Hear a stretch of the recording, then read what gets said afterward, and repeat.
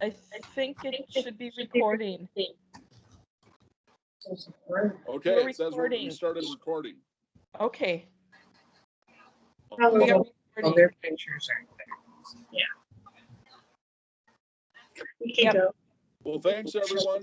I think we're good, Trish. Here we are. We're Yeah. Okay. It's really loud. Thank you everyone for making it. Today is Darrin Fleener on the line somewhere. Hi, Jordan. This is Darrin. First, I think I would just like to ask everybody to mute their microphones. Unless you're speaking, please hit mute. And then that'll really reduce the feedback. But yep, I'm here, Jordan. And thanks for having me. Awesome. Thank you for making it. So I think we've got a pretty good group of people here today. Rather than do introductions, maybe we'll just kind of get to the meat and potatoes. Many of you have already chatted with Darrin Fleener, our rep for the state of Minnesota with the U.S. Department of Commerce Federal EDA. So wanting to do some follow-up, again, many of you have already chatted, thinking that maybe we can just kind of do the next steps and bulk from Darrin with everyone rather than taking tons and tons of his time. Darrin, I'll maybe turn it over to you, and if you don't mind, maybe starting just with a little update, what the latest is and kind of what you're thinking for timeline and whatnot. So thank you, Darrin. Great. Thanks, Jordan. First of all, it's great to see a group. I think we have about 25 people on, so that's fantastic. And that's such a great use of my time as well. So I want to thank Jordan for that consideration. I want to thank everybody for participating today. As it sits right now, we're expecting to release some communications around the ARPA funding within the next week or two. And then that should be shortly followed by the release of several notices of funding opportunities or availability. So again, if you haven't done so already, make sure you go to our website at eda.gov and sign up for our newsletter. We can be interactive. There is a chat feature if you're not familiar with Teams. You can put items in the questions you have in the chat, or you could just hang on to them, and sometimes it's a little easier just afterwards. But feel free to put those in there, and then we'll try to get through those. We have about 80 minutes left in this time. I'm not sure I'm going to need all 80 minutes, but certainly want to get through a number of items today. So I guess we can start with that. Anything else that you want me to get out there before we go?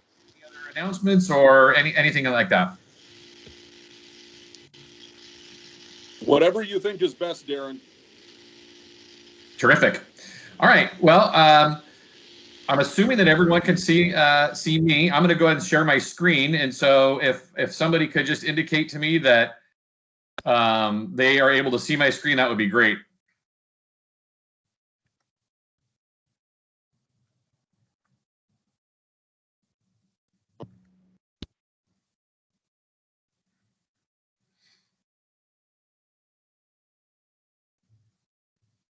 Okay, everybody see my screen okay?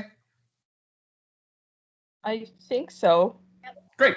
I just wanted to confirm. One person's plenty. Thank you. Okay, if you can't see my screen, just go ahead and put a note in the chat. I'll take a look here. Okay, looks like everyone has good visual. Great. All right, let's keep going then. So I'm going to just give you a little bit of an overview of just a few minutes of EDA. I can't help it. Every time I get a chance, I want to do that. I'm going to run through some other pages that I have tabbed out, and then we're going to go through the application, and then I'm going to take you through a quick PowerPoint to talk about the application, and not just necessarily what do you put in each box, but how do you decide what you put in that box, and how do you formulate a competitive application. So the first thing that I want to do is I want to just take you to the EDA's website and see if I can refresh this. Great. And you can see on our website here we have funding opportunities. This is where our programs are. List the programs that we have here. Success stories are always interesting to read about if you're looking at what are other people doing. Here's a resources page. Here's our newsroom. And here's our contact page. So you can see all of those things here. We're going to quickly take a look at funding opportunities, because that's what we're really going to be talking about today, is that application process. I'm going to select funding opportunities. And when you do this, you get to this page, which will give you a listing of all the current NOFOs that we have open. So when the new NOFOs are released, this is where you're going to be able to find them on our webpage. Right now, the one that we have open is the fiscal year 2020 Public Works and Economic Adjustment Assistance Program, which is including the CARES Act. So you can see that there's a highlighted area here, and if you select that, it's going to give you a redirect. And you see that there. And once you select that redirect, it's going to take you to grants.gov. And that's this page right here. This is where, once you register for your accounts, if you haven't already, you need to go where this red button here is and subscribe to set up yourself a grants.gov account. That's how you apply to EDA. And in here is going to give you everything you need to fill out your application. And we'll talk about this a little bit later, but you can see the funding opportunity number is here. You can see it's a grant notice, what version it is, and then here's a little bit of information, just overview of the program itself. It tells you what the award ceiling is, the floor is for that, and just general information on the opportunity itself in the NOFO. The version history just simply tells you how many updates it's gone through and when they were done. Related documents, this is where you can find the full NOFO. Okay, and we're going to get back to that in just a minute. And then here is the funding package. This is where the application forms are. And so if you look here, you can see the CFDA number. We'll talk about that later. But I only say this so you know that everything that you think, where can I find that? You're going to be able to find it in one of these areas, one of these places. Okay. So we're going to take a look at a construction project. And this is the very top one, 11.300. And if you go to the preview button, here are all your application documents. Now, when you go into your grants.gov account, once you register, you're going to put in the opportunity number, and then this will populate for you. And you can see up in the top right corner here, you have download instructions right up in here. So this gives you an idea of where that's at. So I mentioned the NOFO earlier, and this is probably one of the most important documents that you're gonna want to reference before you decide to fill out an application.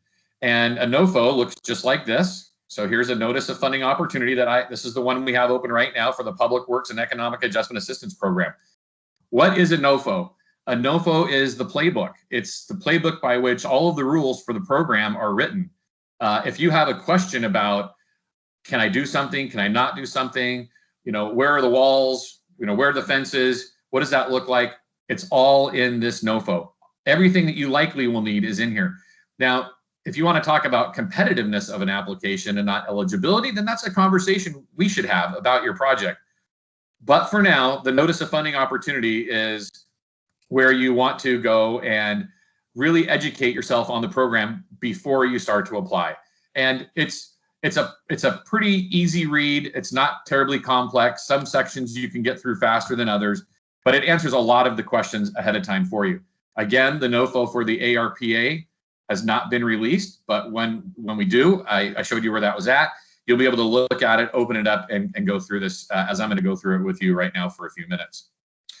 So just some summary information, of course, but most importantly in here, you have the announcement type and date, and that tells you what programs you're going to be working with. Here's the funding opportunity number again. Your CFDA number, which is the Catalog of Federal Domestic Assistance number for this project. It's our program is either 11.300 or 11.307, depending on which fund that you're going to actually look after. It gives you dates. It gives you a general description. It gives you who's eligible to apply for this. That's going to be important with different NOFOs that we're going to be releasing. Which one should we be applying for? Are we eligible for that one? So we'll just run through the executive summary we just hit, and then we get into this table of contents, which gives a really nice overview and description of what the program looks like. So you can see in here, section A is going to be a lot of meat and potatoes of the program itself. And this is where I think you really are able to evaluate, is my project going to be a good fit for this? Is it going to be competitive? You'll notice that down here later in the NOFO, in section E here, review and selection process. We actually give you how we're going to review your application. We give you the criteria that we're going to utilize. And that really, I think, along with reading through the program description, will help to really begin to help you formulate what makes a competitive application. And if you take that and overlay that with EDA's funding priorities, which we're going to get to in a little bit, you really start to build a good sense of how competitive is my project going to be based on the criteria in the NOFO. The next thing I want to talk just for a few minutes about is eligibility information. And this section talks about eligible applicants, and then our number one question that we get almost immediately, which is what is the cost share or the matching funds requirement? And for the ARPA funds, we don't know at this point yet what each individual program is going to look like, but this is exactly the section that you would look in to understand what's going to be my obligation to the project as it relates to cost share or matching.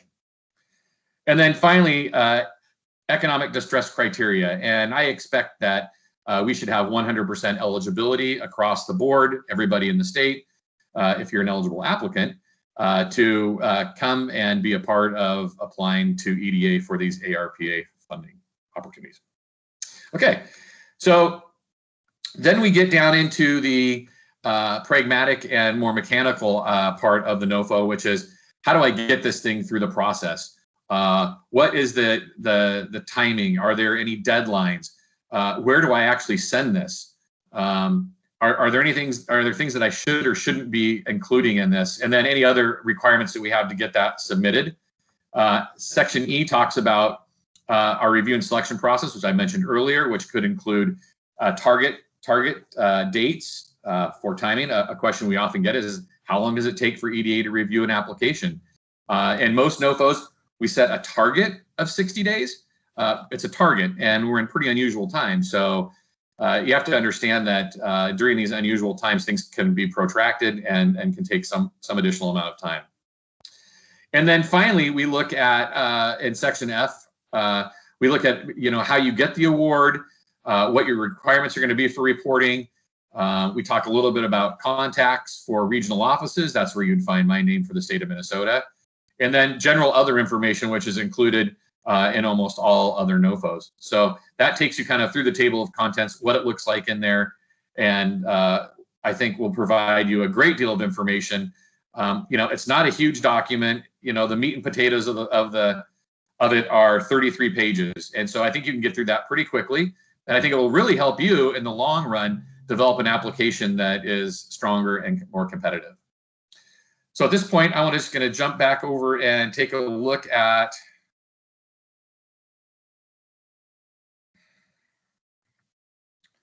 chat, see if we see any questions in here. I'm not seeing any at this point, but it could be because I'm sharing my screen. So we'll check in on that momentarily.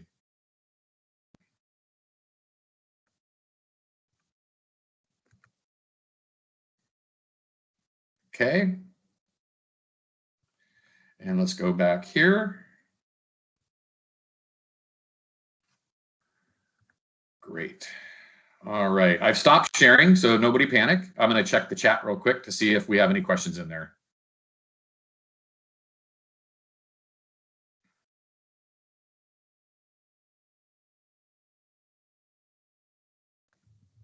Okay, very good. All right, let me start sharing my screen again.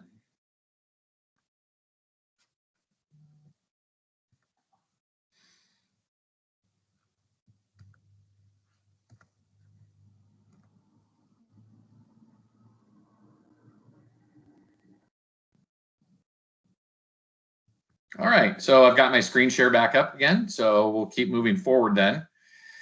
So we've gotten through where does EDA's website, where is it located? That's here. We know where the programs are listed now, which is under funding opportunities. Top left button, the blue button right here, that's where it is.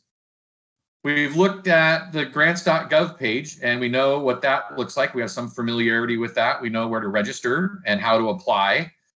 We've gone through the 4 blue tabs that discuss the various elements of the program itself. And then we also have had a chance now to take a look at the NOFO. And so I want to move now to taking a look at a couple of our primary application forms. The other application forms that we have will be supplements to these primary application forms. And so there's so many of them, I can't get through them all today, but if you do have questions for any of the supplementals, be more than happy to work with you on those. But I want to get through the basic application form to EDA. So this is the application for federal assistance, and it's the form SF, standard form 424. So this is a form that we utilize to just gain basic information. Just want to point out in the top right corner is that when you go to grants.gov, just please take a second to make sure that you're looking at the expiration date and ensuring that this form has not expired yet. Sometimes those get mixed up in there and we don't want that to happen. So just going through this very quickly, you know, this we'll go through just these various sections. This is of course going to be an application. We do not have a pre-application process. The type of application, it'll be for a new project. And there's nothing for you to do in items 3 or 4 or 5 or 6. So these are just items that are available, but we just don't use them.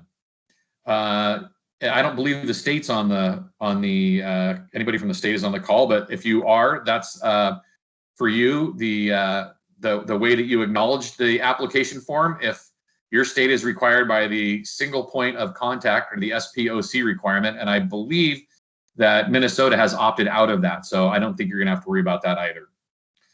So getting to question number 8, of course, your legal name, and that's the legal name of the organization. I'll talk about that a little bit later in my PowerPoint, but sometimes when people have organizations or are working with nonprofits, they call themselves something, but that's not actually their legal name. So we wanna make sure that your actual legal name is utilized in this space.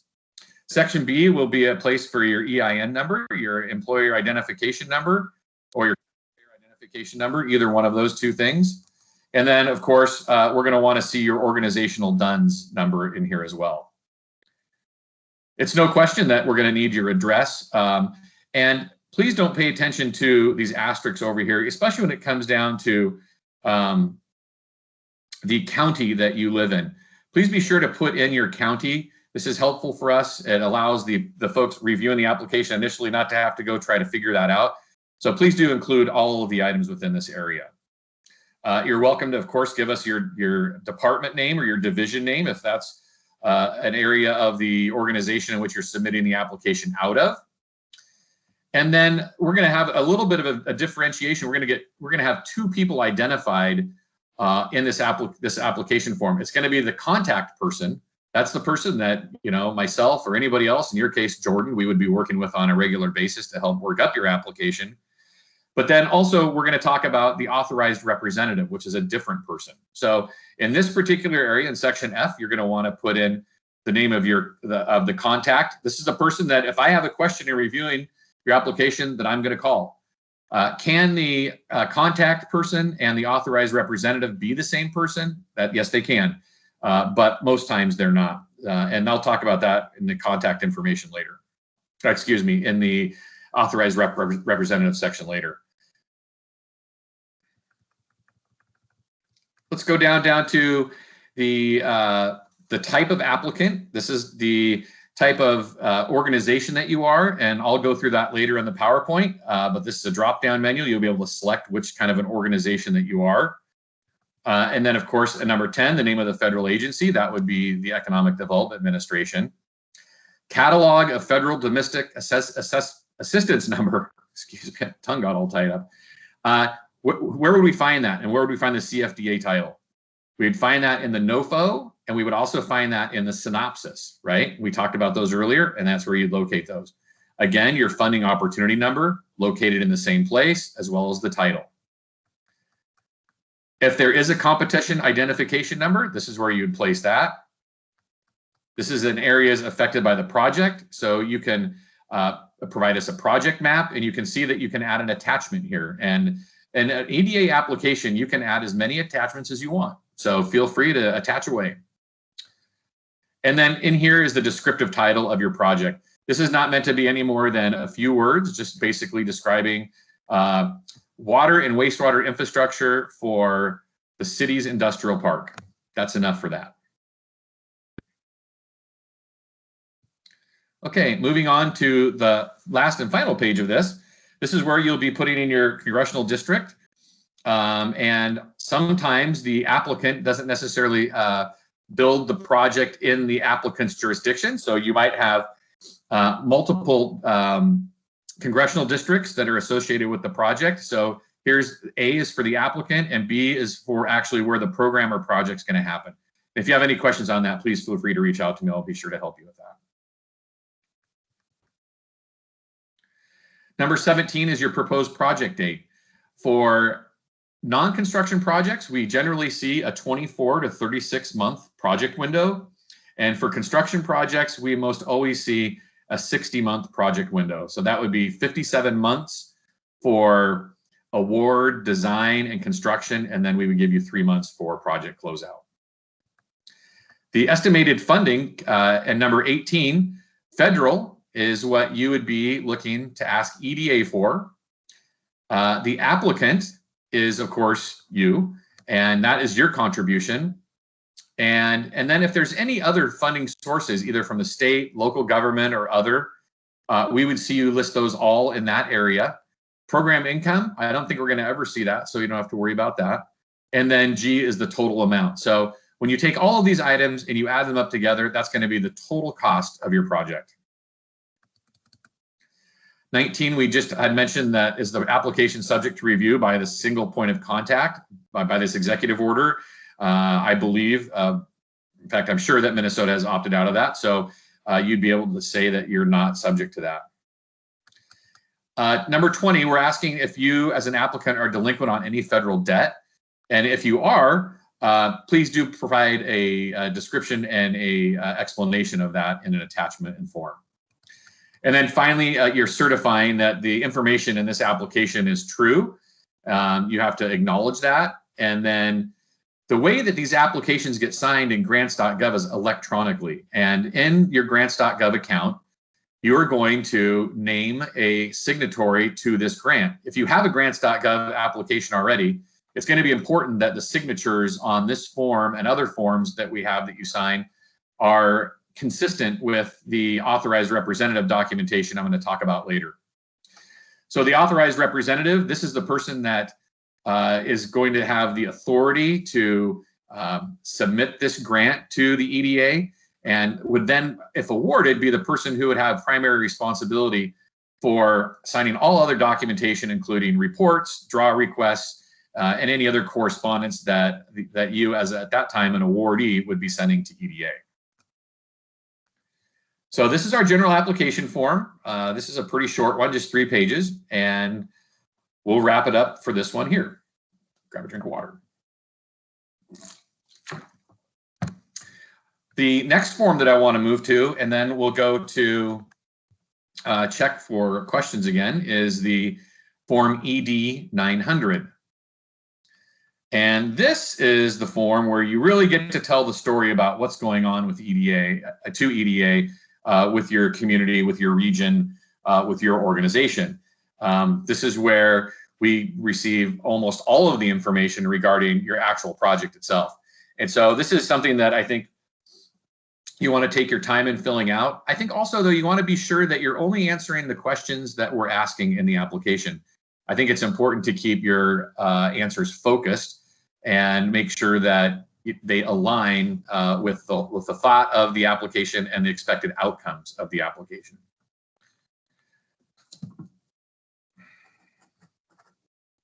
Just making myself a note for later. Okay, let's talk about the ED 900 a little bit here.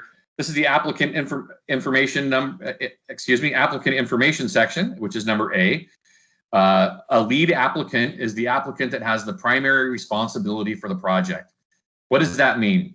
That means that this organization, individual organization or government or community college, technical college, this lead applicant is going to be the owner of the project. If it's an industrial park, they own the industrial park. If it's an incubator, they own and operate the incubator. If it's a maker space or a technical college, this is who the lead applicant is. And when that lead applicant identifies themselves in this section of the application, this is, of course, going to match the SF424 that we talked about earlier. This is going to be the same organization. A co-applicant, there are times when we require co-application depending on the nature of the project. It doesn't happen very often, but sometimes jurisdictions come together to do projects, and so we might have two applicants.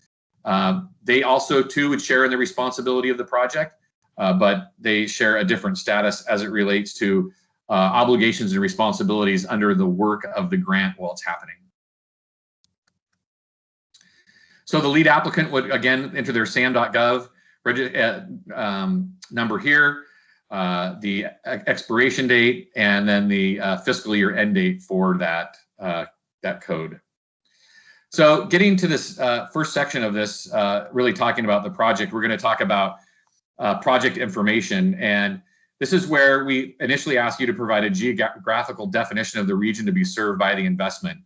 So if you've ever been to Wikipedia, you can Google, or excuse me, you can go into Wikipedia and you can look up a city. And that's kind of what we're looking for. It's located in here. It's X miles from this city. It's X miles from that city. It's located on this interstate. It's bordered by this river. It's got a population of this number. You know, this kind of just general information about the region. We're just basically looking to identify where that is. Don't need anything else in this section, but just a geographical definition of the region that we're going to be serving. It helps us locate that, and it gives us an idea of what some of the assets are within and surround the community. It also helps us identify the rural nature of or, you know, we're served by 3 interstates. We've got 2 Class 1 railroads. We have a port. You know, that's a lot different than, you know, something that, you know, maybe just has 1 or none of those assets in that area. So the next section, we get right into it, is outline the scope of work for the proposed EDA investment, including a list of tasks to be undertaken.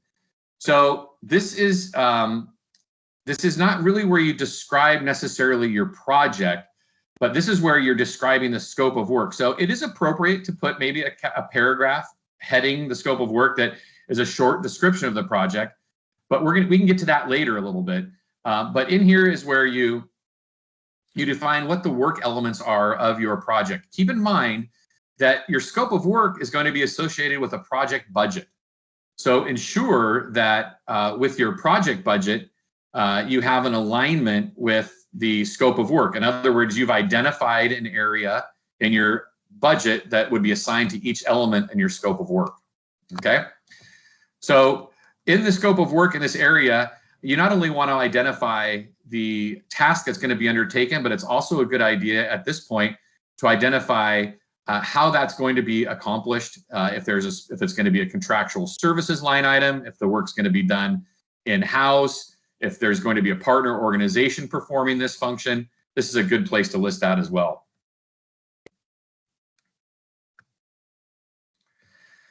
So in here, we're going to talk a little bit about a planning requirement that EDA has, which is if the region the project is located in has a comprehensive economic development strategy. And you're located within the East Central Economic Development District. I think most of you are.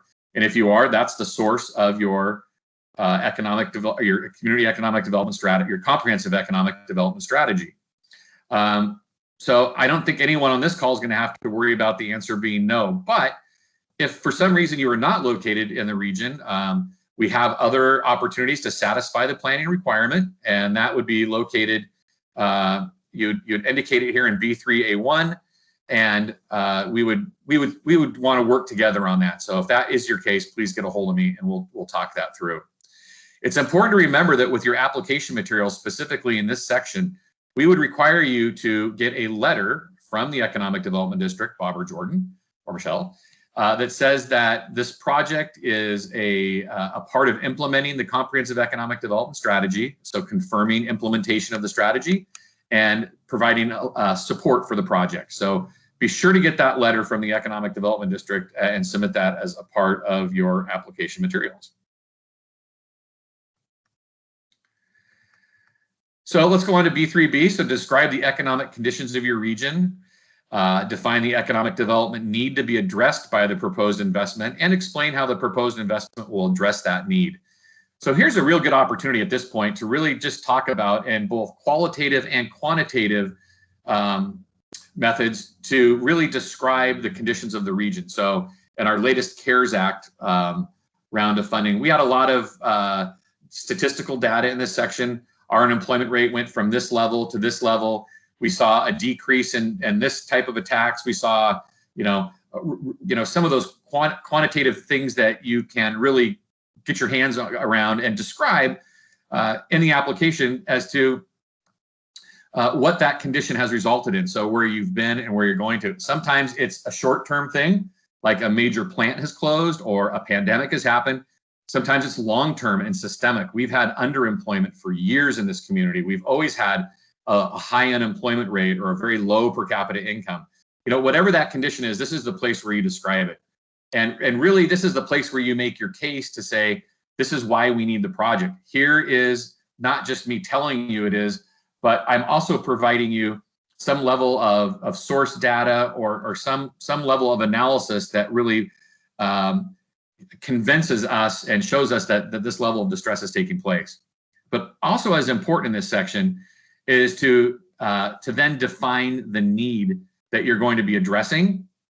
And then again, looking at how the proposed investment will address that. So you can kind of break this down into its necessary components, and you can really tackle it in three different ways. So this is an important part of the application, one that I would probably spend a little bit of time on, just thinking about how you're going to tell the story of what you're addressing. So applicants' capacity, this is a part of our evaluation of looking at what we call feasibility of the project looks like. And what we mean by that is not like a traditional feasibility study, but this is where we're able to evaluate if the project has the feasibility of not only being completed, but being successful. And so we are asking you to provide us some of this information, which initially we'll be asking about your capacity to administer, implement, and maintain the project. And you simply are able to take an opportunity to describe that to us and how that would take place. Strategic partners and organizations to be engaged in the project. We talked a little bit about this when we talked about the scope of work and had mentioned who might be involved with you. We talked about co-application, who might be involved. But in the instance of, let's say, an incubator, you may have several partners that are going to be participating in that. The Small Business Development Center, whoever operates maybe a revolving loan fund, the Chamber of Commerce, all these people that would be involved with your project, and not just necessarily in the construction element of your project, but actually in the administration and then the operation of your project for the project period that you have. B6, describe the investment impact and the fit with EDA's funding priorities. This is often missed, but we did talk about our funding priorities, and I showed you where those were over here over at eda.gov. Right, we'll take you right back over there. Here's investment priorities. So right on our website, and you can see that they're listed here. We're going to talk more about them later, so I'm not going to spend any more time on that, but just want to let you know that those are on our website. And I think in this section, you really have an opportunity to say, not only are we taking care of a problem, EDA, in our community that we've identified, and this is how we're going to take care of it, but then we're also going to be able to say, this is also how it aligns with 1, 2, 3, 4, however many funding priorities that EDA has. And this helps start bringing the story together, and it helps start to develop that competitive application. So as many of those funding priorities you can list here, and certainly you don't need to put the language from the investment priority. I would simply title it, let's say it's workforce, or it's manufacturing, or whatever that looks like within the investment priorities, and then simply describe in a paragraph or two how your project fits with that funding priority based on how we describe it on our website. And I'm going to go over those a little bit later, actually, in my PowerPoint presentation, and talk a little bit more about each one of those funding priorities. And then here's the proposed time schedule for the project. please be sure that, when you do this, that if it's a construction project, you're working with your project engineer at that point to really give yourself enough time to get the project completed. We're more interested in ensuring that you have enough time rather than getting to, halfway or 3/4 of the way through the project and then thinking, we don't have enough time, we need to do an amendment. And that is a lot of work, it takes a lot of time. And so if we can think about it very carefully before we start the project, it's a lot easier to end the project earlier than it is to extend the timing for the project. Economic impact of the project. So this is where you're going to really talk about what we might call the return on investment or the result of the project. So the initial thought during a project as you develop it in your mind is why are we doing the project? Well, we're doing the project because we've been approached by a large manufacturer who wants to build a new facility in our industrial park. We can't afford the industrial park, so we go to EDA, we get the grant, we build the industrial park. But why are we doing the project? To bring the manufacturer in. And what does the manufacturer do? They create jobs, they create private investment, they create third round benefits to the community up and down the supply chain. They're hiring logistics folks, they're buying gas, all those things that happen. This is where you have an opportunity to tell us all the great stuff that's going to happen as a result of your project. And when you look at economic impacts, of course, as well as you can align them with EDA's funding priorities, as well as our desire to always see per capita income rise. We're always looking for the unemployment rate to lower, and those are primary tenets of EDA, but specifically in the ARPA funding that we're about to receive, there's going to be specific information in there around the impact of the project. And so you're going to want to carefully read that in the NOFO and be sure that you describe that information in this economic impact section of the application form. Please feel free to reach out and talk to me about any of these sections that we've talked about so far and the application as a whole, but these are some of the more important elements of evaluating the project for competitiveness. So within this, our application form will also look here to talk about jobs created, jobs retained, and estimated private investment. We understand that these are estimates. There's really no way that you can specifically know exactly how many jobs are going to be created, but working with the company, I'll talk about that in just a second, this is where you're able to estimate to EDA what's going to be happening here. So we don't ask you to take a gregarious approach. We don't ask you to take a conservative approach. We just want you to take the best approach that you can and give us these numbers as best you can. If these numbers turn out to be higher or lower or just not exactly correct, there's no penalty for that. EDA does not have any clawbacks. We don't require grants to be repaid for missing these targets. But this is a good faith estimate, and we use these numbers to go to Congress to continue to justify our program and help us understand the matrix of how well we're investing our resources in the more rural and distressed areas of the country, and specifically under the ARPA nationally, how we are doing in addressing the economic impacts as a result of the pandemic. So B8C, this talks about how do you derive these numbers? How do you get to the estimated jobs created, retained, and private investment? You can't just guess. It's got to have some source right behind that data. So what do we have available to us? Well, this is the list below here. We have letters up from beneficiaries of the projects. And this comes, we actually help you with this. We have a form called a beneficiary form, an ED900B form. And this B form is filled out by the company and it's signed with their estimates. And that helps lead you to building the case here for what the return on investment is going to look like specifically around these three areas. Again, there's no clawback. If the company estimates a certain number and they don't attain that number, that's okay. We just want to make sure that it's a good faith estimate. And that's what the form says. It's a good faith estimate. So that's really probably your strongest form of and most competitive form of putting these three numbers together of what that number would look like. But you can also use other forms. You can see right here, you can use economic in-plan modeling. You can use REMI modeling or any form of input-output modeling. And be sure if you do this working with a university or a technical college or whoever you have running this at your planning commission, oftentimes they don't specifically come with a number of jobs created, jobs retained, and private investment. So as they're setting up their model and they're creating their assumptions that will produce the result of the modeling, ensure that they're aware that you're looking specifically for these 3 areas to be a part of any sort of in-plan modeling that you receive. Comparison to similar projects, what does that mean, Darrin? Well, sometimes when we do a project, it's an industrial park, this is a good example, and a company is going to come in and we're having to open up the 3rd industrial park for a community because the first 2 are full. And the company that's going to come into this new 100-acre industrial park will be only taking up 10 acres, which leaves 90 acres available for future development. And what we want to do is we want to be able to estimate the number of jobs to be created and retained in private investment for the balance of that land. And so you simply do that by forecasting on that 90 acres what you know to be true for your first two industrial park sites within your community. So that would be comparison or similar projects, similar acreage, similar density, similar infrastructure. We can assuredly, but not completely, expect that over a period of time that we should probably have the same result in the 3rd industrial park. So comparison to similar projects. And then finally, other methods.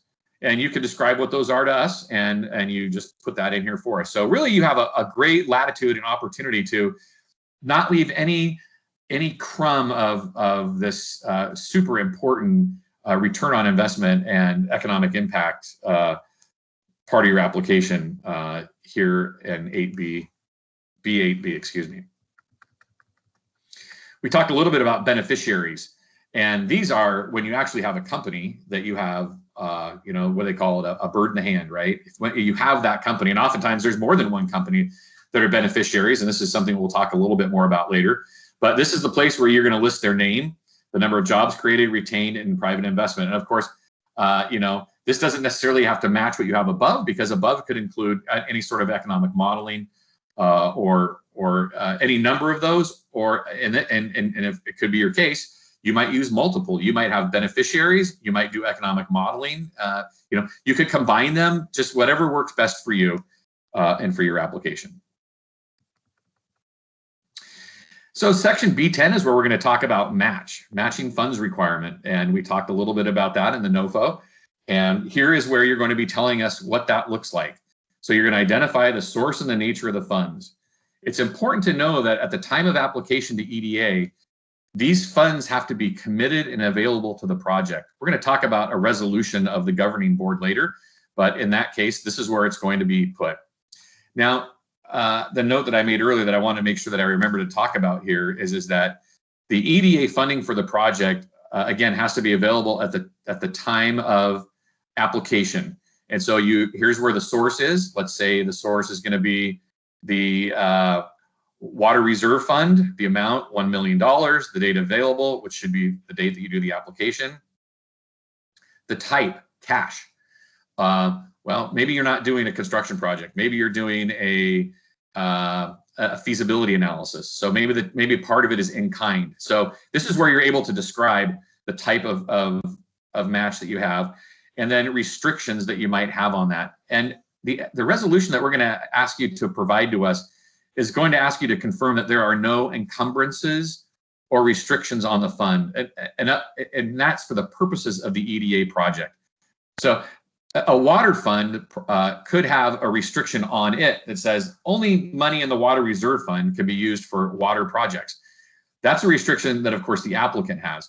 But that's not a restriction that EDA would recognize in so much as that we're doing a water project, then that would not be considered a restriction to our project. So this means that it's available for the purposes as outlined in the grant application. If there are restrictions, we're going to ask you to tell us what that is. I've seen applications come in before where private foundations have donated money to a project, and part of the restriction is that they had to name a specific room after that foundation, the Frederickson room. So if you are working with philanthropic organizations or there are restrictions, this is a place for you to let us know about those. And then we can talk about whether that's going to be problematic for EDA, or if it's going to be something that we would have no problem with. As a part of the development of the application materials, we have, especially for construction projects, a requirement for for procurement. And procurement is it's an important element of EDA projects, that you're ensured that you're complying with the CFRs, the Code of Federal Regulations. And in our case in EDA, that's the CFR is 200, 2 CFR 200. And I have information for any potential applicants about that. And I think Jordan has also been gracious in sending out to a number of you already guidance around procurement in 2 CFR 200. But we're asking here if there's a reason at all for any purposes, not just the PER requirement and the environmental narrative requirement before application, but post-award, if there's a justification for you to be using sole source procurement. We have to make sure that any resources that are spent from the federal government are bid on a competitive basis, and that there's equal opportunity for organizations far and wide to be able to access the opportunity to partner with you as those resources are spent within the project. I would expect for most all of you, the answer here is going to be, will you contract work to compete part for all this project? You want to say, in this one, yes, that there will be awarded by a competitive bid. So almost all projects will have some level of contractual services, but not all of them. And that's where you'd indicate that as well in B11. If there is a reason that you think that you have to sole source something, and maybe there's a kind of you're doing a workforce training program, and there's a very specific kind of laser that you need, and that's only produced by one company in the world. Well, I guess then that one might be say, yeah, we have to sole source that because it's the only one, there's the only reason you can do that. Maybe you're in a very rural area and there's only one engineer you can find that will come and work on your project with you. So if that's the case, this is where you indicate that. Probably a good idea to give me a heads up if that's going to be the case for you. Again, we're going to talk here about equipment. Are you going to be purchasing equipment like that laser? Yes, we are. Will you be using funding in the project to install the equipment? Yes, we will. If you're going to be, this is the section that's going to trigger you to say, if we want equipment, this is where you add your equipment list. It's important to, in this list, to not designate, again, because of the competitive nature, you may need a 12-cylinder engine as a part of your workforce training facility in diesel mechanics or an auto mechanics. And that's fine. You can designate that you need that 12-cylinder engine. You just can't say we need a 12-cylinder Pontiac engine or Ford engine. So you can leave kind of the brand names off of it and just list the equipment in, so that, because when you bid that out, you might find different vendors bringing a different engine to you, and based on price and other criteria, those are the ones that you would accept. So in this case, you want to make sure that the equipment list is just generically describing the equipment, but not specific to any sort of brand.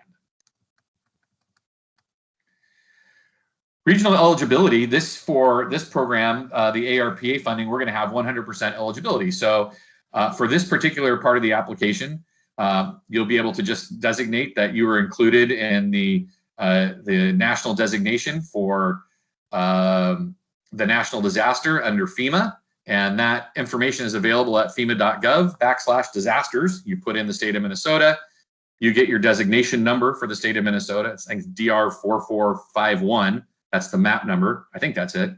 But that's where you'd put this in here. So you would describe that as a part of the pandemic and the economic injury resulting from that. You've been included in this FEMA map. If it were a normal EDA application, this is where you describe a certain level of per capita income, a certain level of unemployment, any special need. We'll talk about those later in the PowerPoint, but this is where you're going to put that information. And these are the forms of that economic distress. So I mentioned just now unemployment rate, per capita income. And here under special need are all the areas in which you might be able to qualify as eligibility under distress. So we have two forms of, excuse me. We have two forms of litmus tests coming to EDA: demonstrating your economic distress. We just talked about that. And then ensuring you're an eligible applicant. Those are the kind of the two things that you have to make sure that you fit with. Eligible applicant, and then what gives you kind of the key to unlock the door to come in and apply to EDA. And that's going to be around some level of economic distress. Those are listed here. And we can certainly talk about these, and I'll talk about them a little bit more later. And if you feel like you fit in any of these, maybe you fit in multiple. Maybe you have a high unemployment rate and you meet a special need. We want to know about both of those. Building that case for distress. So is what gives you a more competitive position with EDA when we're evaluating your project. So you may say, well, we're eligible because we are a part of the pandemic, but we also have a really high unemployment rate, and we're in an opportunity zone. And so you see, you start building the case for this, and that's more competitiveness, more competitiveness. So the more distress that you can identify in your community, and the more legwork you do to really help me understand this, this is where you really can have an impact on the competitiveness of your application. Substantial direct benefit is a very special circumstance in which, when dealing with economic distress, and we're not going to be dealing with this when it comes to the ARPA funding, but just very briefly, I'll touch on this. Substantial direct benefit is a way by which we can help build projects in mostly rural service centers. So you might have an area that's quite rural and quite distressed, but everything happens in town. That's where all the infrastructure is. And so it doesn't make sense to build the project that's being proposed in the outlying areas that have the distress, because obviously the rural service centers where all the economy is happening, and likely that doesn't have distress. So this is a way that EDA can go into that community and say, even though you don't meet our distress eligibility criteria, because you're in an economic development district, we're gonna allow this project to be built in an area that is not distressed, because it primarily serves all those people around you who are distressed, right? So substantial direct benefit. The direct benefit is going to the distressed people outside the rural service center or service area, and that's how we justify substantial direct benefit. And if that's ever a case, Jordan and Bob would be able to help you with that. It's a thing that the district has to be involved with as well. So this is the source and data. You remember that I talk about, being able to put statistics and numbers and different sorts of quantifiable pieces of data into your application in many places. This is another place here. And again, we're going to be looking for the source of the data that provides that for you. And we give you examples of exactly where you can go and get that. Please work with Bob and Jordan on that as well if you have any questions. You can also find an excellent tool at statsamerica.org. And in Stats America, take a note of that, statsamerica, one word, .org. There is a tool in there called Measuring Distress. And that's an excellent way. That includes both the ACS data from the Census Bureau and the BLS information from the Bureau of Labor and Statistics on both unemployment and per capita income. So for anybody who's considering applying for a non-construction project, let's check in on time. Oh boy, okay, we better get going here. For non-construction projects only, we're looking for your staffing plan, your budget justification, any indirect cost rate that you'd be charging, and then a listing of your applicant's key staff. Remember that your budget justification has to include a justification for each item in the scope of work that you're going to be doing as a non-construction project. And this is where you're able to describe the activities that you're undertaking, and the basis for that cost within the application. So principal investigator 1 is going to do these activities.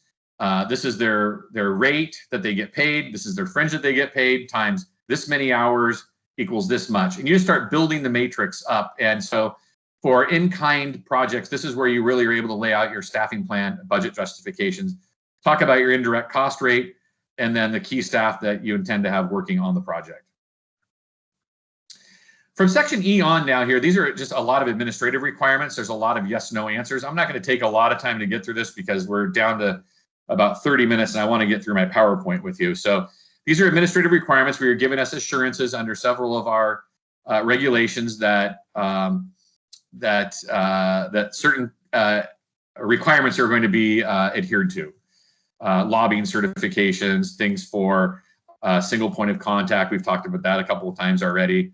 And then let's see, the Single Audit Act requirement. This is where you talk about whether you're required to have an audit and when that was most recently completed. That's important. And then for our non-governmental applicants, that would be non-governmental. We would not say for universities or district organizations, but specifically for nonprofits. This is where we're looking for your certificate of good standing, your articles of incorporation, resolution passed by a letter or political subdivision, or the letter, excuse me, a resolution or the letter that says that you're working in concert with them. And that's described a little bit more in the instructions below. And then finally, one question for RLF operators. And then the last 6 pages are all the instructions. So I've given you some verbal guidance here and just talked about each one of the things. But as you can see, as I'm scrolling through here, we give very detailed instructions and how that looks. Here's jobs created, jobs retained, private investment. We talked about those. The need for the project. So these are some of the things that we've gone through, all of these. Regional eligibility. Here it talks about unemployment rate, per capita income, special needs. So this is just a great, I think, set of instructions, and what I think will be very, very helpful as you're going through your application. So I'm going to bop over to the meeting real quick. I'm going to stop sharing. It looks like we might have a question or two, and we'll take those off screen. So let me stop sharing here.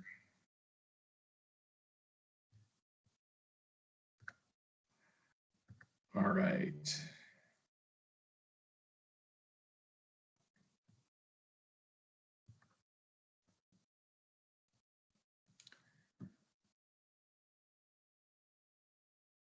All right, so first question we have in here. The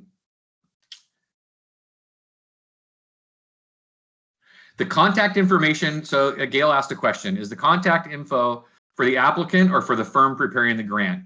It's the contact information is for the individual that I would get a hold of if I had a question about the grant application. So if a private firm is developing the application or your engineer is helping you develop the application, it's the person in which you would want me to call if I had a question.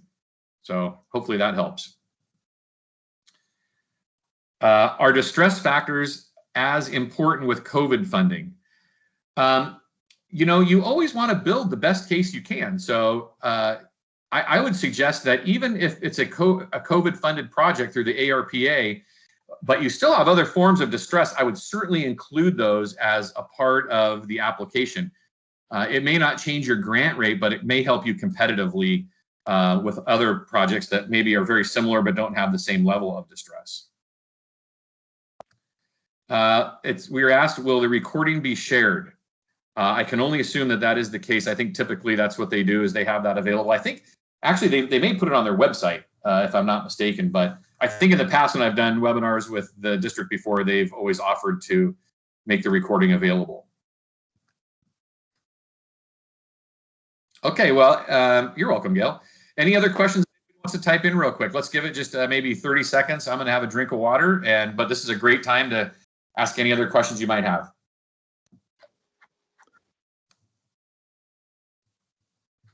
We are taping this, and hopefully it might be Monday, but hopefully in the next few days we'll get this posted online. If you want to come back, listen a little bit more in depth on something, or someone in your organization wasn't able to make it, we'll try to get the link out probably early next week. So awesome. Thank you, Darrin. Appreciate this.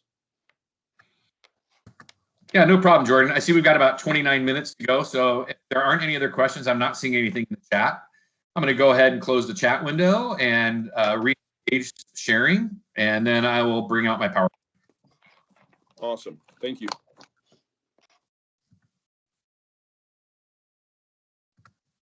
Okay.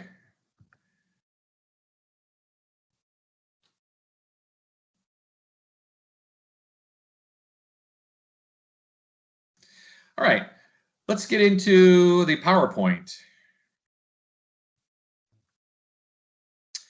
EDA.gov. All right, well, you know, this is an exciting time for EDA as we continue to prepare the nation and our communities and our regions for economic success, to compete globally, which is, if you're all familiar with that, that's our mission statement. We're going to talk just a little bit about what that mission statement means to you. And that means promoting innovation and competitiveness within your community and region. It's a way that we are able to invest in your communities, take some of the burden away from the cost of that activity, and to bring innovation and a level of economic competitiveness to the area. You know, we want to prepare American regions for growth and success. We do that by encouraging job creation, workforce training, supporting entrepreneurship. We're always looking for opportunities to impact in a meaningful way communities that are rural and distressed, or in some ways are suffering from some level of economic injury or emergency. And of course, as a national organization, EDA is interested in the United States competing in a worldwide economy. So I want to just make sure that everyone is kind of aware of the Chicago Regional Office. We're located in downtown Chicago near the great big orange stork, made famous in Ferris Bueller's Day Off. That's our federal office building, Kwasinski Building, and on Dearborn Street. And the Chicago region serves the states of Illinois, Indiana, Michigan, Minnesota, Ohio, and Wisconsin. And in my 7, maybe almost 8 years, I've worked in every one of those states except Michigan. So I've had an opportunity to work in a lot of states. I think I've been in Minnesota now about 5 years. I've been in Illinois the entire time I've been here. So it's been a lot of fun. All right, so talking a little bit about the programs that we have a public works assistance, and that's again for construction of economic development infrastructure and facilities, and then economic adjustment assistance. I want to point this economic adjustment assistance out because this is the program that we're going to be utilizing for the ARPA funding. So you want to pay attention kind of to the areas of importance here. So economic adjustment assistance isn't like the bread and butter EDA program. This is about having a special fund that's set aside to assist regions when those regions have undergone some level of impact from a natural disaster, like a pandemic or a hurricane, a flood, a tornado, whatever that looks like. Or it could be economic disaster, like our country having to shut down for 3 months and many, many businesses closing, unemployment rates going through the roof, and this kind of long-term protracted recovery that it looks like we're starting into. So that's really what we're going to be focusing on, I think, for many of your projects is how are we dealing with this economic disaster? We're going to be looking for projects that are both construction in this category and both strategy and implementation, all of those things included. So under economic adjustment assistance, you can pretty much do any one of our programs within that fund. So planning, local technical assistance, we can do those. We can do strategies. We can do implementation of strategies. And of course, then we can do construction projects as well. You might be wondering, does EDA support programming? Well, we have on occasion, and I have a feeling that might be something that we would be considering in this next round of funding. So again, sign up for that newsletter. And when that NOFO is released, please make sure that you're evaluating what that's going to look like. Remember when we went through the NOFO, we talked about kind of the meat and the potatoes of the program. That's where it's going to list that. And so that would be a good place for you to first get an indication as to whether or not that's going to be a priority for EDA. So here we talk a little bit about planning assistance. Again, under the ARPA funding, you'd be able to do short-term planning. And then also we have a program called partnership planning. That's what we fund our economic development districts like Bob and Jordan.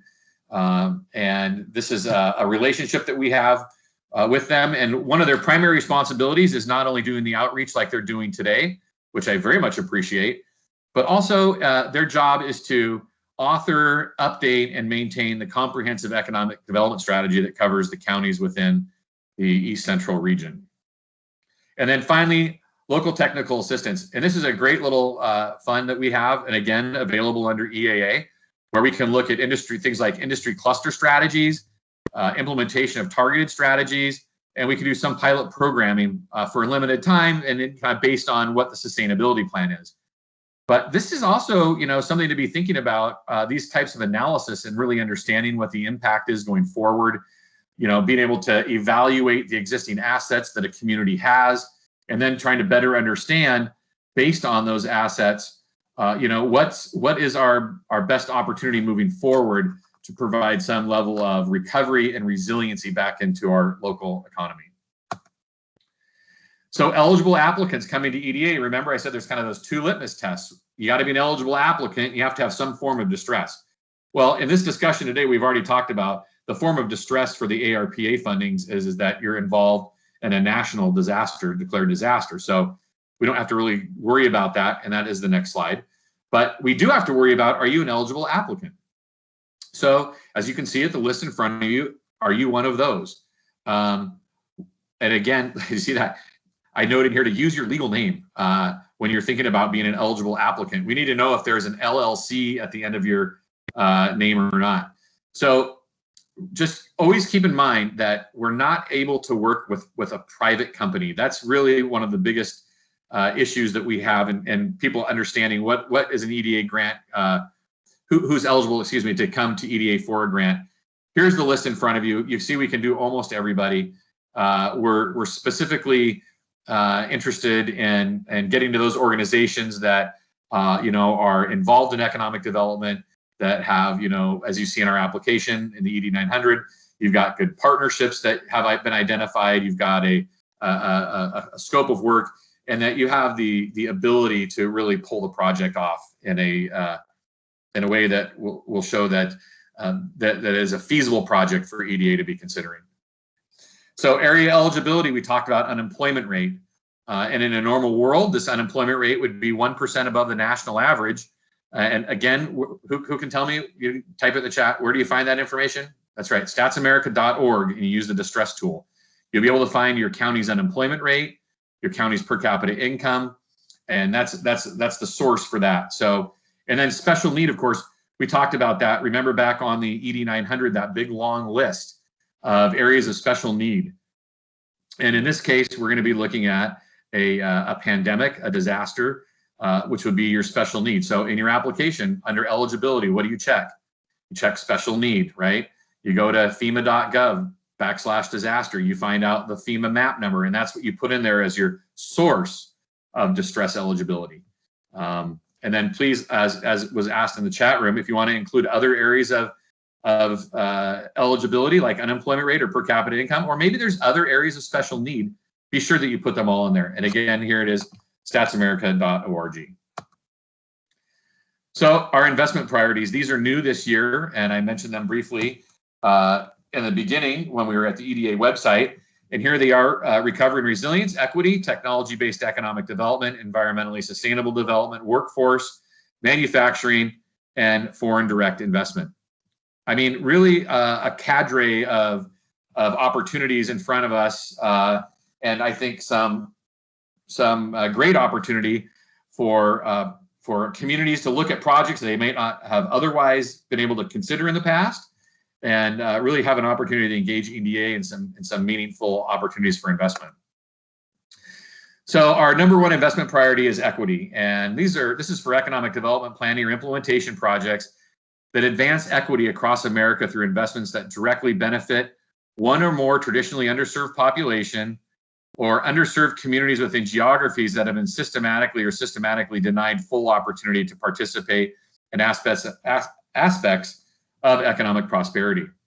So we're looking for opportunities to make investments in areas that we clearly have not made in the past, and we're looking for those investments to serve those underserved communities that have been left out of other opportunities to invest in EDA. So I think this is going to be an important investment priority, and one that will allow us to invest in areas that maybe we haven't before. So recovery and resiliency, of course, I think everybody who applies to EDA under the ARPA is going to be looking at listing this as the EDA investment priorities. And if you recall, I was going to say this earlier, I apologize. If you recall, back in the ED 900, it says, how does this project, I forget the word now, with EDA's investment priorities, how does it align with them? And so this is where you have an opportunity to say, well, our project is building recovery and resiliency because, and then we give you this kind of description here, right? And so it's providing economic diversification. It's providing a new opportunity for, let's say, entrepreneurship. Well, if entrepreneurship is now going to be a part of our economic development space in our community, we've spread out the workforce. That provides resiliency. So probably I would suggest that everybody who's going to be applying under the ARPA funding probably will likely want to integrate recovery and resiliency into your priorities. Workforce development, this is a big area for EDA. We love workforce development.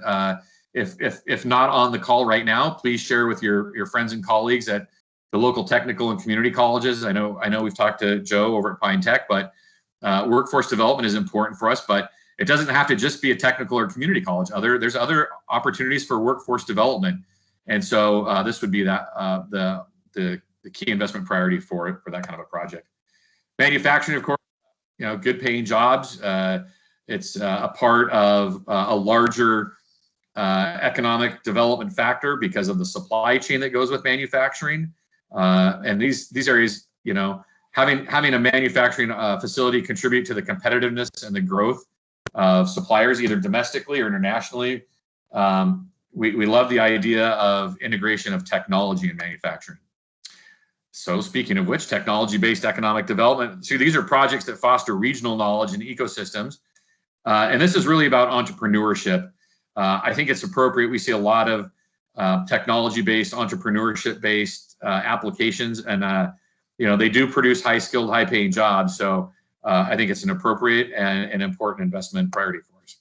Environmentally sustainable development. This is a new priority and kind of an exciting one. Projects that help address the climate crisis through development and implementation of green products, processes, including green infrastructure, places, and buildings. So keep in mind that you can be doing a construction project where you say, well, we want it to be a LEED certified building. That's going to cost a little bit more, but we also have an investment priority that says that, through green infrastructure and buildings, we're going to help reduce carbon footprint, this, that, or the other thing. It's just a nice one that you can tack onto or utilize in itself for a project. And then, of course, exports and foreign direct investment. And this really speaks to our national competitiveness and, being a part of the world market and both onshoring, reshoring, and working towards exporting through our export facilities such as ports, transload facilities, airports, and such. So talk about grant rates a little bit. This slide might be a little bit small for you, and if that's the case, I apologize. But I wanted just to have in here a little bit of a table. People oftentimes will ask in our regular programming times, what is my grant rate eligibility? I think oftentimes I've seen in the state of Minnesota, most of the time the grant rate is at 50%. If you meet our basic EDA distress eligibility criteria, you're probably looking at a 50% grant. But through special need or through some extraordinary high numbers for unemployment or low numbers for per capita income, sometimes that number can change. The last funding that we had for the CARES Act funding, we granted out at 80%. So that was 80% to EDA, 20% to the applicant. Darren, what's the question? Yes. What's the grant rate going to be for ARPA funding? The answer is it'll be in the NOFO. So we'll have to wait and see what that is. I can only tell you what we've done in the past. Typical grant rate, 50%. Sometimes these special appropriations go out 80%. It could be some variation of that based on other criteria. We'll have to wait and see. So we talked about being consistent with the regional strategy, and that's something that Bob and Jordan can help you with.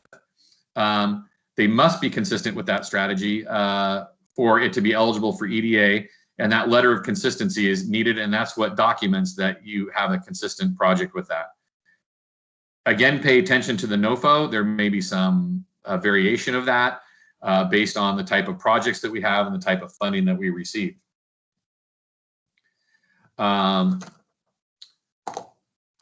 Letters of support. So for a nonprofit, that's required that they provide a letter of support, and that's detailed in the application form.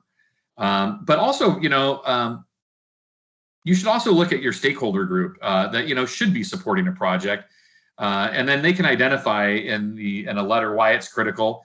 If you're doing a workforce development project, I keep going back to that, but it's a great example because you can go to the people that hire the most of your welders or most of your nursing students and say, can you get us a letter saying that, we're an important part of supplying labor to you, that, we're a part of your ecosystem here in the region that, produces the mechanics, the welders, whatever that is, right?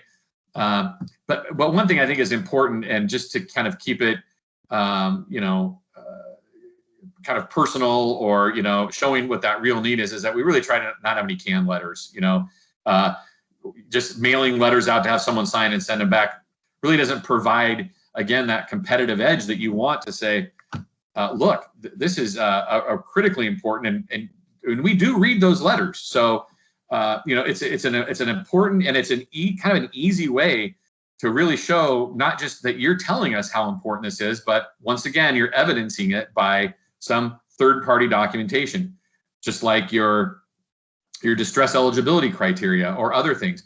When you make a claim, we're always going to be asking, what's the source of that claim? And so this is a great way for you to be able to say, I've claimed that my project is important to the community for these reasons. Now here are some letters to show you what I'm exactly talking about.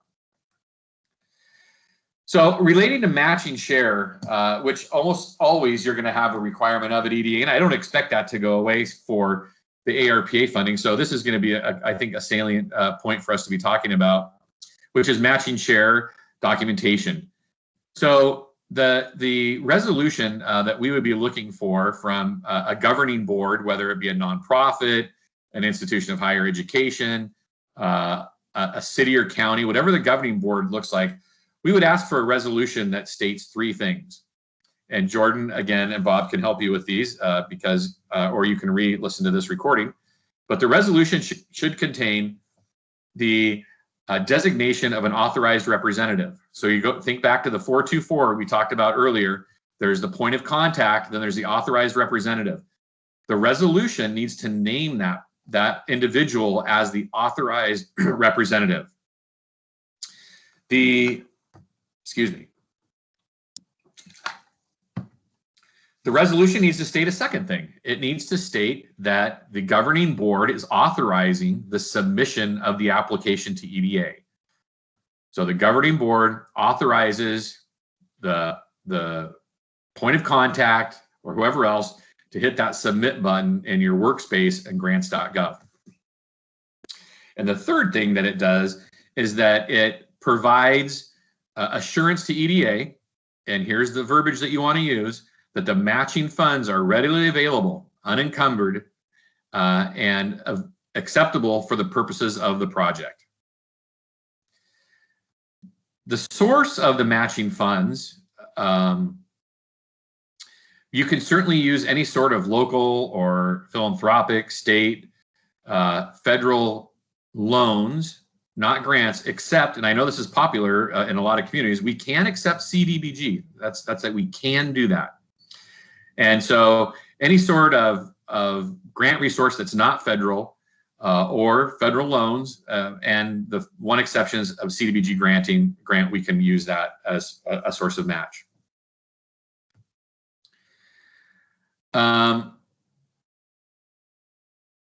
When you are considering that resolution, it's a good idea to list the source of the matching funds, because we ask you that in the 8900. We say, what's the source of match? So it's good to have that. You want to make sure those two things align. And if you want to, you can also add the amount of the request to EDA as a part of that resolution as well. So I hope that makes sense. Okay, and then the types we already talked about, in addition to in-kind. And in-kind can only be available to you for non-construction projects. Just a quick little briefing or talk about what in-kind looks like. In-kind would be the availability of time from an existing staff member to work on a product, and the source of match for that would be the actual salary that the applicant would be paying them already. So I hope that makes sense. And that is in the form of their actual salary rate, their actual fringe, and then that's carried through based on the number of hours that they would be estimating that they would be working on this activity for a total amount. And again, that would be listed in the ED 900 under your staffing plan and your budget narrative. So those things have to align.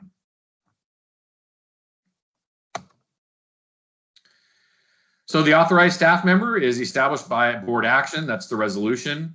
That would include your executive executed minutes from the adoption of that resolution, and then any other requirements that might be in the bylaws of the organization. So the authorized staff member will be signing the application documents in every other form, as I described earlier. And yeah, I've already hit this point as well. So we'll keep moving. We're getting close to timeout here.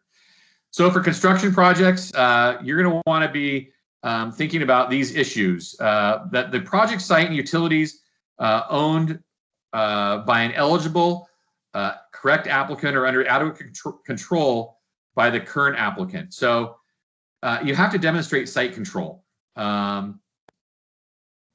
You want to make sure that there's no mortgages or liens on the project site, that the title is free and clear. You're going to be making sure that you have access to an engineer to create your preliminary engineering report. With equipment, we want to make sure that any equipment that you are purchasing kind of meets the test of actual equipment and not supplies. And we generally draw that line at $5,000. Okay.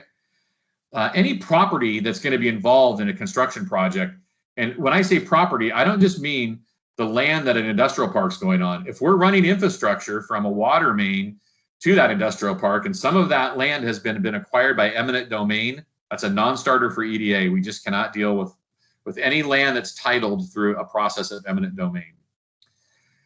There is a guide that's been sent out to many of you around the preliminary engineering report. This is oftentimes one of the biggest holdups in a project is that it's incomplete. So please make sure you utilize the guidance that we provide. We don't want any more in the report. We don't want any less in the report. Just those elements that are in that are what we're looking for. That'll save both time and money if you're not buying things that you don't need to. And then, of course, we require an environmental narrative. Same issues with those, that they're not completed all the way, or sometimes people will say, oh, we did a phase 1 environmental on that 2 years ago. We'll just throw that in there. We have to go back. And so really what it comes down to is the more time you take to prepare your application, the better that it goes on the back. And it's kind of like pay me now or pay me later. And you know, if you put together that application that is strong and has been well thought through, that's based on your reading of the NOFO, and that aligns, you're going to have a much more competitive project, and it's going to be a much smoother process for everyone. So for bringing on professional services, as many of you heard me talk about in other phone calls that we've had, we have to use the competitive approach to procurement, and that includes the consultant that will be creating your preliminary engineering report and your environmental narrative as a part of your application forms. Please work with Jordan and I to make sure that you're following that RFQ process correctly. If you're talking about in non-construction projects, salary rates and budget justifications, and they have to reconcile with the project budget. And I've written down a note for later, but there are a number of areas in which you're going to have a budget request, especially for non-construction. It's in the SF424, that first document. It's in the ED 900 around matching funds. And in your ED 900 is your staffing plan and your budget narrative. You have your resolution that you're going to be submitting. All of these things, and your preliminary engineering report, all of these things have a budget in them. And so it's critically important that you evaluate your application to ensure that all of your budgets align. And finally, please, no cents. Everything is in whole dollars. Please don't submit any cents. Okay. So again, a few more things on non-construction projects. We're going to be looking at ensuring that indirect cost rates are available, that there's a letter from your cognizant agency for your indirect cost rate, that your eligible staff are all listed. We have to be careful that there's no direct pass-throughs of federal funds to private entities, and that there's no equity positions in any of the non-construction projects. And keep in mind, again, even post-award, competitive procurement for any contracts or consultants are required per 2 CFR 200. The economic justification for the project, the why. So we talked about private sector investment. We talked about the ED 900B forms. It doesn't matter how many projects they're committing to or how much private investment. We want to make sure to get to those. We talked about economic modeling. We talked about letters of support. So we've gotten through some of this. So what makes a competitive application? We've just got a couple of minutes left here. We want to look at confirmed match, the geographic distribution of projects in the region. We talked about how much economic distress that you can put together, the return on investment, the level of partnerships that you have created, and you can list those in the ED 900. Of course, that it's a part of the regional SEDS, and again, about EDA investment priorities. So I'm your EDR, and my role is to work closely with you in the community. I've got a lot of knowledge and information on the program. I'm able to provide technical assistance, start to finish in your application. Not very often does that happen. It should be important that you know that when you get all ready and done, we've worked this whole thing up together. I actually am the person who presents your project to our investment team. So it's important that I get to know you, the project, just about as well as you do, so I can adequately communicate the importance and the priorities of that. And you can find contact information for all of EDA at eda.gov. I'm your EDR, Darrin Fleener. It's been my pleasure to present this to you today. Let's go back, and I'll stop sharing here, and we'll see if we can take a look and see if there's any questions in the chat.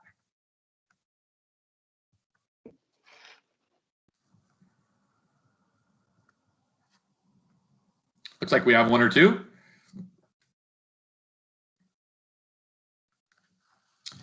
We have one.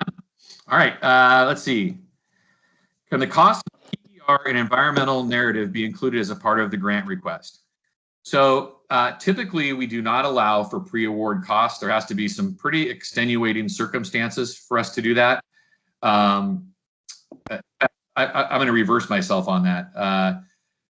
Pre-award different than pre-application. So we do not allow pre-application costs. And so that's different than pre-award. Pre-application costs, EDA cannot help pay for the development of application materials. So I apologize, I got those two things mixed up in my mind. If you do apply to EDA and what we call a further consideration letter, at that point we may be able to consider pre-award costs. But before application, unfortunately, those will have to be borne by the applicant. Sorry about that confusion, Gail. All right. Any other questions?